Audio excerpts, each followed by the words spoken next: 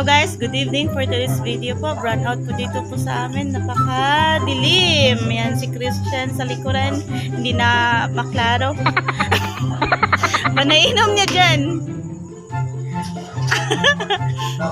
Napakadilim talaga dito guys. Parang nasa kuweba lang tayo Si Chris, umiinom siya na isang pitchel. Tara guys, tingnan natin to. Yan. Patay. Nabuak. Tanga talaga.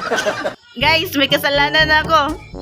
Nabasag ko yung baso ni Chris. Tanga talaga. Yan, nabasag ko for this video nga. Napakadilim kasi. Hindi ko makagilap. Hindi ko maklaro Yan. Nabasag.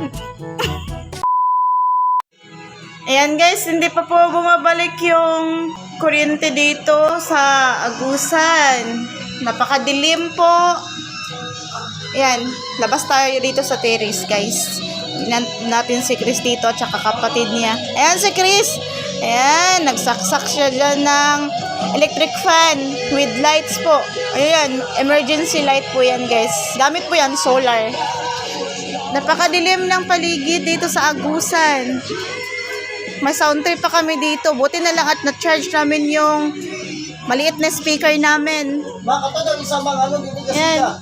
May ilaw dyan sa loob sa bahay kasi may emergency light kami kapag wala kaming kuryente dito sa bahay. Yan, napakadilim. Pero nabasag ko talaga yung baso ni Chris, guys. May salanan ako. Yan si Papa, guys, Pumasok na siya. Inom daw si Papa, guys. Ay, hindi to siya inom, guys. Yan, guys. Nabasag ko yung baso ni Chris doon.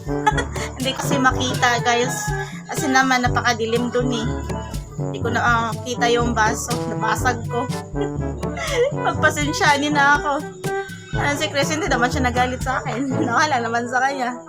Tabawa pa nga Yan guys, thank you so much po for watching.